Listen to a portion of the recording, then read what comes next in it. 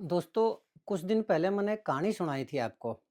कहानी ये थी कि एक कसाई एक गाय को मारने लग रहा था और उससे वो गाय नहीं मरी क्योंकि गाय थी वो ज़्यादा मजबूत थी और जो कसाई था वो कमज़ोर था। तो उसने सोचा कि कुछ रेस्ट कर लूँ और कुछ खा पी लूँ। तो उसने तभी देखा कि एक मंदिर के अंदर कोई बहुत बड़ा दानवीर आदमी था, वो भंडारा करने लग रहा था गरीब आदमियों के लिए। तो वो उस भंडारे में गया, उसने खाना खाया, कुछ देर रेस्ट किया और उसके बाद फिर वो आया और उसने उस गाय का वध कर दिया। तो उसके बाद मैंने पूछा था कि दोस्तों, वो जो गाय का वध उस कसाई ने किया, तो उस गाय के वध का जो पाप था ना, वो उस दानवीर आदमी को लगा, वो भंडारा करने वाले आदमी को लगा, उस कसाई को नहीं लगा। तो वो मैंने बताया भी था कि उस दानवीर करने वाले, जबकि उसको तो ये पता ही नहीं था कि ये कसाई है और ये जाके गाय का वध करेगा, फिर भी उस गाय के वध का जो पाप था, वो उसको क्यों लगा, उस दानवीर आदमी को, ये मैंने आपसे कहानी सुनाई थी। तो आज एक कहानी और सुनाता हूँ दोस्तों। कहानी ये है कि एक बहुत बड़े सिद्ध पुरुष थे, संत थे, महात्मा थे। तो वो कहीं किसी कुटिया में रहा करते, मतलब भक्तों ने उनका आश्रम बना रखा था। तो उसमें बहुत लोग उनके अनुयायी थे, क्यों? क्योंकि वो जो संत थे वो वास्तव में सिद्ध योगी थे और हर प्रकार की मोह माया से, छल कपट से और लोभ लालच से वो दूर थे और वास्तव में ही दूर थे। न उनमें किसी प्रकार की कोई वासना का भाव था और न ही पैसों के लिए कोई लालच था। तो उनके भगत जो उनको चढ़ावा चढ़ाया करते, गहने भी चढ़ाया करते, पैसे भी चढ़ाया करते, तो उनको गरीबों में, ज़रूरतमंदों में दान कर दिया जाता, यानी बाँट दिया करता। तो एक बार दोस्तों, उसका कोई भगत था, वो बहुत बड़ा अमीर आदमी था। तो उसने बड़े श्रद्धा भाव से उस आदमी को खाने के लिए इनवाइट किया, कि अगर संत जी, अगर आप मेरे घर आ जाएँ खाने के लिए, तो बड़ी कृपा होगी मेरे ऊपर, आपका आशीर्वाद मिलेगा। तो ऐसा हुआ कि उस संत ने भी वो स्वीकार कर लिया उस धनी आदमी का निमंत्रण। तो वो जो बिज़नेसमैन था, वो दोस्तों कहीं गया हुआ था और वो जो संत थे, वो पहुँच गए उसके पास। तो उन्होंने मैसेज दिया कि मैं, आप बैठिए मेरे ड्राइंग रूम में और मैं अभी आता हूँ, कुछ देर मुझे लगेगी, तब तक आप बैठिए। तो वो उसके ड्राइंग रूम में बैठ गया, वो महात्मा थे जो वो। तो उसी ड्राइंग रूम में उस बिज़नेसमैन का लड़का खेलने लग रहा था, बच्चा था, कोई 5-7 साल का होगा। तो उसके गले के अंदर, उसमें शरीर के अंदर बहुत से गहने थे उस बच्चे के शरीर पे। क्यों? क्योंकि उसका जो फ़ादर था, यानी वो जो भगत था उस संत का, वो बहुत बड़ा बिज़नेसमैन था। तो उसके ऊपर कम से कम को 20, 25, 30 लाख के गहने होंगे। तो हीरो से जड़े हुए और उसमें गले में भी, हाथों में भी, हर जगह, मतलब उसके काफ़ी गहने थे। तो उस संत महात्मा ने एकदम सोची कि यार, तुझे इस संत के उसमें मिला क्या है? एक कुटिया में रहते हैं, रोज़ाना लोग आते रहते हैं, जो पैसे आते हैं वो उनमें बाँट देता है। तेरी ज़िंदगी का मकसद क्या है? तेरे पास तो कुछ है ही नहीं, तो क्यों नहीं इस बच्चे के ये गहने हैं, ये उतार लिए जाएँ और ये 25-30 लाख के होंगे, आराम से मैं भाग जाऊँगा, क्या इस सन्यासी में, और किसी सुंदर किसी लड़की के साथ मैरिज करूँगा और ऐश करूँगा और अपना घर गृहस्थी बसाऊँगा। तो उसके मन में ये भाव आया और उसने उस बच्चे के वो जितने भी गहने थे वो उतार लिए, यानी चुरा लिए, और वहाँ से वो जो संत आदमी थे वो 9-2-11 हो गए। तो दोस्तों, अब मैं एक सवाल आपसे पूछना चाह रहा हूँ कि जो संत महात्मा, जिसमें कभी लोभ लालच आया ही नहीं और अपने जीवन में वो करोड़ों रुपए के गहने और पैसे गरीबों में बाँट चुका, और कभी उसने कभी कोई वासना नहीं आई, कभी किसी सेवा की तरफ बुरी नज़र से नहीं देखा, और इतना सिद्ध पुरुष के हर प्रकार की वो लोभ लालच से दूर था। तो अभी इस बच्चे के मात्र 25-30 लाख रुपए गहने देख के न, क्यों उसके मन में लोभ आया और क्यों उसने वो गहने चुराए और बाद में क्या उस संत का हुआ? तो दोस्तों, ये मैं आपसे सवाल पूछना चाह रहा हूँ कि ऐसा क्या हुआ? अब आप इसका जवाब दीजिए। मैं तब तक दोस्तों अभी गया और अभी आया, तब तक एक निवेदन है आपसे कि आप मेरे इस चैनल को सब्सक्राइब ज़रूर करें, ताकि मैं इसी तरह की विवेचना, इसी तरह की वीडियो आपके सामने लाता रहूँ। बस दोस्तों, अभी गया और अभी आया, तब तक मेरे चैनल को प्लीज़ सब्सक्राइब करिए आप।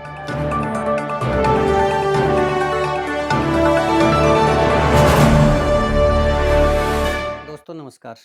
दोस्तों, मैं सतवीर सिंह अपने यूट्यूब के भारत लिंक ग्लोबल चैनल पर लंदन से आपका स्वागत करता हूँ।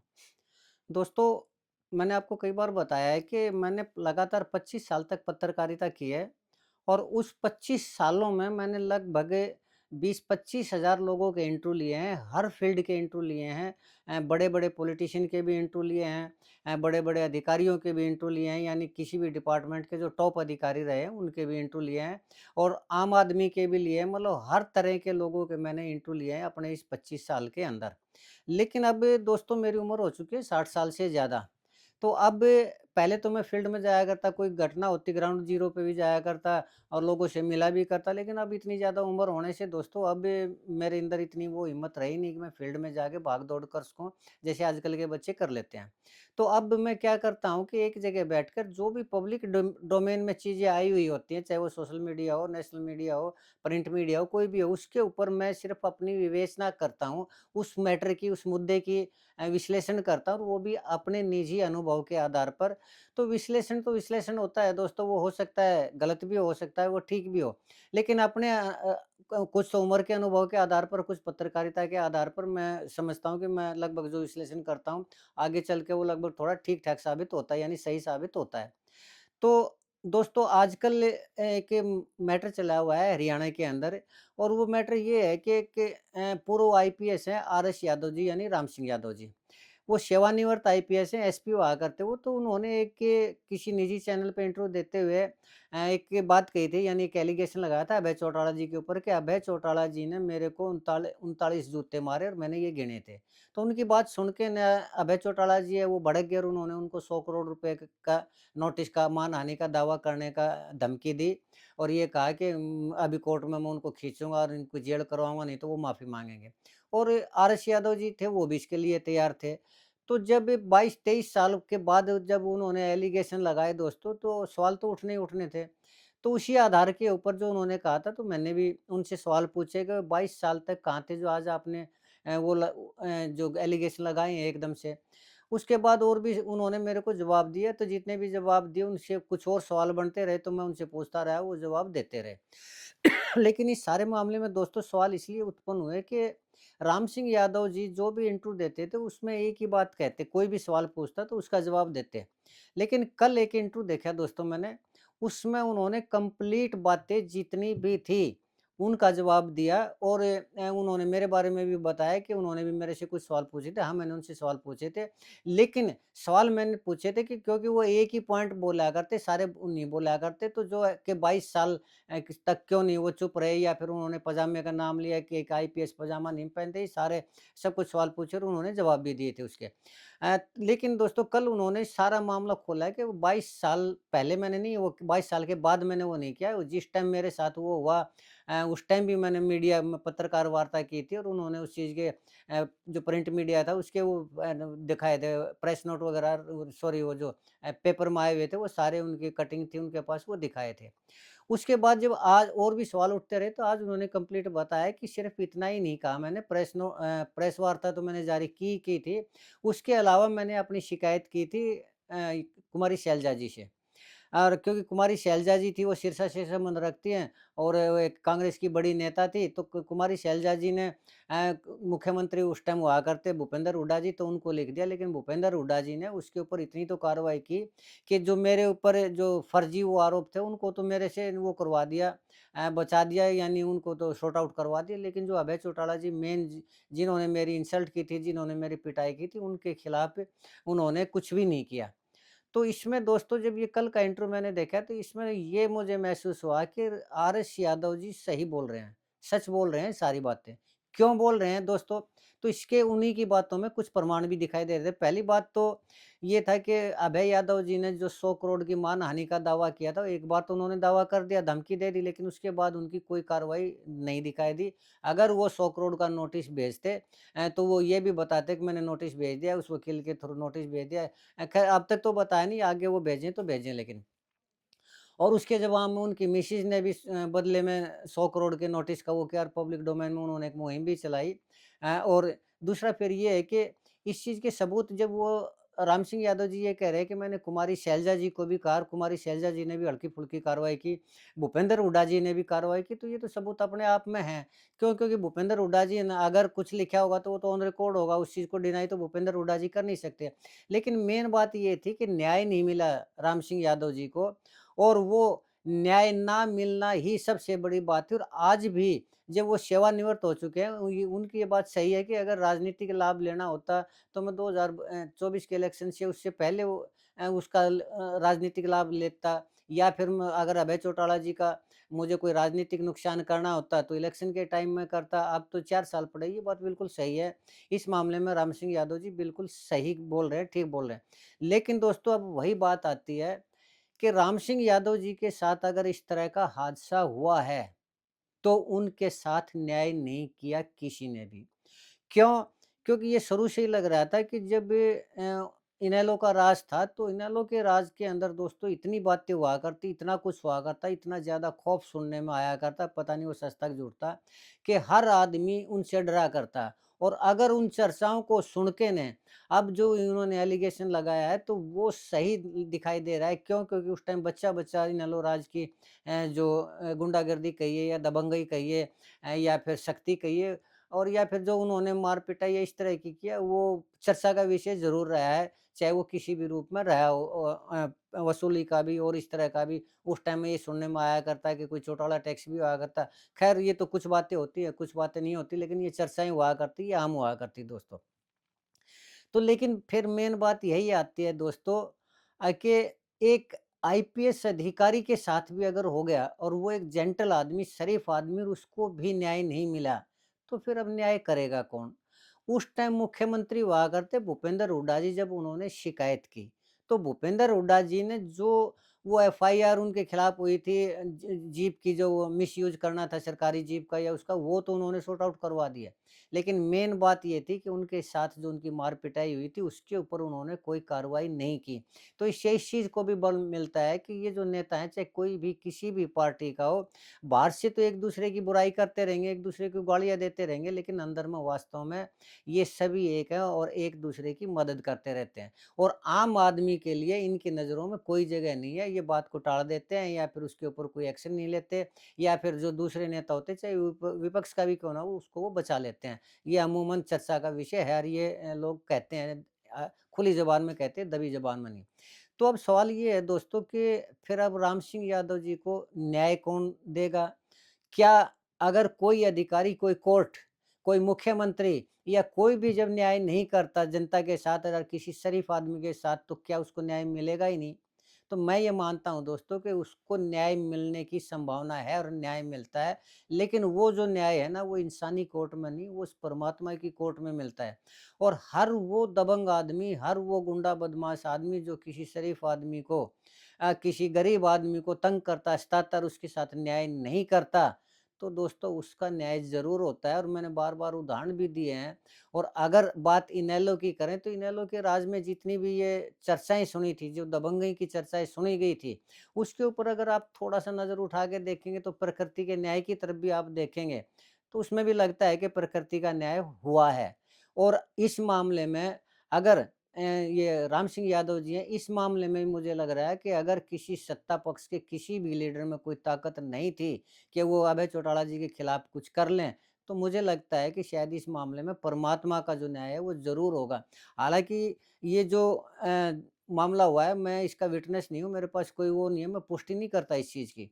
लेकिन जो उनकी बातों से लग रहा है और जो चर्चा चल रही है, जो आम चर्चा है और अगर वास्तव में ऐसा हुआ है, तो मैं ये खुले रूप से कह रहा हूँ कि परमात्मा न्याय करेंगे राम सिंह यादव जी के साथ। और उसका परमात्मा का जो न्याय होता है वो बहुत ही खौफ़नाक होता है, बहुत ही उसकी लाठी में आवाज़ नहीं होती, लेकिन जब उसकी गूंज या उसका दर्द होता है ना, तो दोस्तों वो कई पीढ़ियों तक सुनाई देता है, बहुत खौफ़नाक सज़ा देता है परमात्मा। लेकिन अगर बात आती है अभय चौटाला जी की, तो मैं ये समझता हूँ कि आज अभय चौटाला जी जो उभरने लग रहे हैं या फिर और वो पावर हासिल करने लग रहे हैं। और अगर इस मामले में, हालाँकि मैं फिर कह रहा हूँ कि मैं राम सिंह यादव वाले मामले की पुष्टि नहीं करता और न ही मैं कोई एलिगेशन लगा रहा, लेकिन अगर परमात्मा ने सज़ा नहीं दी अभय चौटाला जी को, अगर ये मामला सच है तो फिर मैं समझूँगा कि इस दुनिया में परमात्मा नाम की कोई भी चीज़ नहीं है, ये सब ढकोसला है कि परमात्मा न्याय करेगा, परमात्मा ये करेगा, परमात्मा वो करेगा। अब देखना परमात्मा का भी है दोस्तों कि वो न्याय करता है या नहीं करता। अब बात आती है दोस्तों उस उदाहरण की जो मैंने बताया था आपको। एक तो पहले मैंने आपको बताया था कि वो जो कसाई था वो गाय को मार रहा था, गाय का जो वध है वो उसको जो दानवीर आदमी था, जो धार्मिक आदमी था और जो भंडारा करने लग रहा था, उसको क्यों लगा? तो मैंने पिछली बार भी बताया था कि उसको इसलिए लगा कि उसके भोजन से उस आदमी कसाई के अंदर जान आई, तो सहयोग तो उस धर्मात्मा का भी तो हुआ ना कि उसको मारने में। अगर वो भंडारा करता ही नहीं है उस दिन, तो उसके शरीर में वो नहीं होता। हो सकता है कहीं और खाना खा लेता है तो वो उसको लगता है, लेकिन उस भंडारा करने वाले ने खाना खिलाया तो उस कसाई की उसमें ताकत आई और वो उस गाय का वध किया। इसलिए उस गाय के वध का जो गुनाह था या जो पाप था वो उस भंडारा करने वाले में लगा। अब बात आती है उस साधु सन्यासी की, जिसकी स्टोरी मैंने अभी सुनाई है। दोस्तों, ये वो जो साधु सन्यासी थे ना, वो उस बच्चे के गले से जो निकाल के ले गए थे 25-30 लाख के गहने, तो वो जैसे ही उन गहनों को लेके ना अपनी कुटिया के पास से जाने लगे, तभी एकदम अचानक उनके मन में आया, अरे! ये क्या हुआ? यानी एक तरह से जैसे नींद टूटती है। तो उसने फिर सारी स्थिति सोची कि तू उस बच्चे के उसमें से कैसे ले आया ये? जबकि इससे ज़्यादा तो तूने दान कर दिया और कितना तेरा मान-सम्मान है और तू कैसे ये सोच रहा है कि मैं किसी सुंदर लड़की से मैरिज करके अपना घर बसाऊँगा? अरे ये तो तेरी बेटियाँ जैसी हैं और ये जो सोना जितना सोना तू लेके आया उतना तो थोड़े दिन में भगत दे देते हैं, तो आज कैसे लालच आ गया तेरे मन में? और उसने देखा उसके हाथ में तो वो थे वास्तव में। तो उसको बड़ी हैरानी हुई कि ये मेरे मन में बात आई कैसे? तो दोस्तों वो वापिस गया उसी बिज़नेसमैन के घर। तो उसने इंतज़ार किया, थोड़ा तो वो आ गया। हालाँकि तब तक उस बिज़नेसमैन को नहीं पता चला था। तो उसने बिज़नेसमैन के सामने वो सारे गहने रख दिए और उस बिज़नेसमैन से एक बात पूछी कि पहले तू ये बता दे तू करता क्या है? तो बिज़नेसमैन भी एकदम हैरान रह गया, बोला क्या हुआ? बोला नहीं, नहीं, पहले ये बता काम क्या करता है? फिर बोला आप बताओ क्या हुआ? तो उसने सन्यासी ने सब कुछ सच बता दिया कि मेरे मन के अंदर लालच आया तेरे बच्चे के गहनों को देखकर, जबकि इससे ज़्यादा गहने तो मैं दान कर चुका हूँ। जो मैं घर बसाने की सोच रहा था वो तो मेरे अंदर भावना ही नहीं थी, फिर तेरे बच्चे को देख के नहीं, इन गहनों को देख के मेरे अंदर लालच कैसे आया, दुर्भावना कैसे आई और मेरे से ये दुष्कर्म हुआ कैसे? तो ये बता बिज़नेसमैन कि तू काम क्या करता है? तो उस बिज़नेसमैन ने भी सच बता दिया कि महाराज मैं गलत काम करता हूँ, 2 नंबर का काम करता हूँ, गुंडागिर्दी करता हूँ, लोगों को मतलब ठगता हूँ, उनके बच्चों को भी उठा लेता हूँ, सब कुछ मतलब हर गलत काम करता हूँ और ये जो दौलत है ये मैंने उस गलत काम से बताई। तब उस सन्यासी ने कहा कि तेरे गलत कामों के कर्मों की वजह से इस तेरे सारे घर के अंदर तेरे बच्चों के ऊपर और सब कुछ और यहाँ तक कि जब मैं तेरे घर के अंदर आया तो वो जो भावनाएँ थी, वो मेरे अंदर भी आई, तेरे कर्मों के कारण। तो दोस्तों उस दिन भी मैंने कहा था कि कर्मों का जो हिसाब-किताब होता है ना, उसमें पता नहीं कौन-कौन शामिल होता है और दुष्कर्म के मामले में जो भी सहयोगी होता है उसको भी सज़ा मिलती है। कानून भी 120 बी के तहत वो अब वो बीएनएस की नई धारा हो गई शायद 64-65 या कुछ 120 बी के तहत जो प्लानिंग करता है या जो सहयोग करता है या जो उसका साथ देता है प्रत्यक्ष और अप्रत्यक्ष, वो भी कानून की नज़रों में दोषी होता है। तो परमात्मा की नज़रों में भी जो उस गुंडे की गुंडाई बढ़ाता है, जो उस दबंग आदमी की दबंगई बढ़ाता है और उसको ताकत देता है, जो भी आदमी ताकत देता है परमात्मा उसको भी सज़ा देता है, वो भी सज़ा का हकदार होता है। तो एक बार मैं फिर कह रहा हूँ कि मैं आरएस यादव के मामले की पुष्टि नहीं करता। क्यों? क्योंकि मैं वहाँ खुद नहीं था, लेकिन जैसा कि पब्लिक डोमेन में है, जैसा राम सिंह यादव जी ने खुद बताया, तो दोस्तों प्रकृति का जो न्याय है ना, वो होगा ही होगा। राम सिंह यादव जी को प्रकृति न्याय देगी, परमात्मा न्याय देगा और ये आप आने वाले टाइम में देख लेंगे। और अगर राम सिंह यादव जी को नहीं मिला न्याय, तो मैं लोगों से कहूँगा कि परमात्मा नाम की कोई चीज़ है ही नहीं, ये परमात्मा की परीक्षा है कि उसका अस्तित्व है या नहीं है। राम सिंह यादव जी के साथ न्याय होता है या नहीं होता है और जो भी राम सिंह यादव जी के उसमें पक्ष वो करेगा, ताकत देगा किसी आदमी को, उसको बड़ा आदमी बनाने में, कलम की ताकत देने में, तो मुझे लगता है दोस्तों परमात्मा की नज़रों में गुनाहगार तो वो भी होगा। ख़ैर चलिए दोस्तों, अब अगर राम सिंह यादव जी का ये सारा सच है, तो फिर मैं भी यही कहूँगा कि परमात्मा तो न्याय करेगा ही करेगा और अगर नहीं करेगा, तो फिर परमात्मा का अस्तित्व है ही नहीं। आज के लिए इतना ही दोस्तों। मुझे उम्मीद है कि आपको मेरा ये वीडियो पसंद आया होगा, मेरा ये विश्लेषण पसंद आया होगा।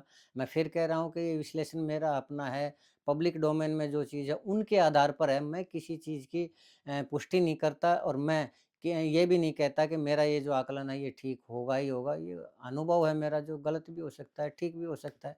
बाकी देखिए आगे चल के क्या होता है। तो मुझे उम्मीद है कि आपको मेरा ये वीडियो पसंद आया होगा, आपको मेरा ये विश्लेषण पसंद आया होगा। तो मैं चाहूँगा कि अगर आपको पसंद आया तो आप मेरे इस वीडियो को लाइक करें, शेयर करें, कमेंट करके ज़रूर बताएँ दोस्तों। और अगर आपको लगता है कि मैं गलत विश्लेषण कर रहा हूँ, तो भी आपसे प्रार्थना करूँगा कि आप मुझे ज़रूर कमेंट करके बताएँ कि मेरा विश्लेषण गलत है, तो फिर मैं अपने सारे शब्दों को वापस ले लूँगा अगर मैं गलत हूँ तो। आज के लिए इतना ही दोस्तों, आपने मेरा ये वीडियो देखा इसके लिए आपका बहुत-बहुत धन्यवाद। एक बात चलते-चलते फिर निवेदन करना चाहूँगा कि आप मेरे इस चैनल को सब्सक्राइब ज़रूर करें दोस्तों, ताकि मेरा हौसला बढ़ता रहे और आपका इसमें कुछ खर्च होता नहीं। एक बार फिर से आपका धन्यवाद, नमस्कार, जय हिंद, जय भारत।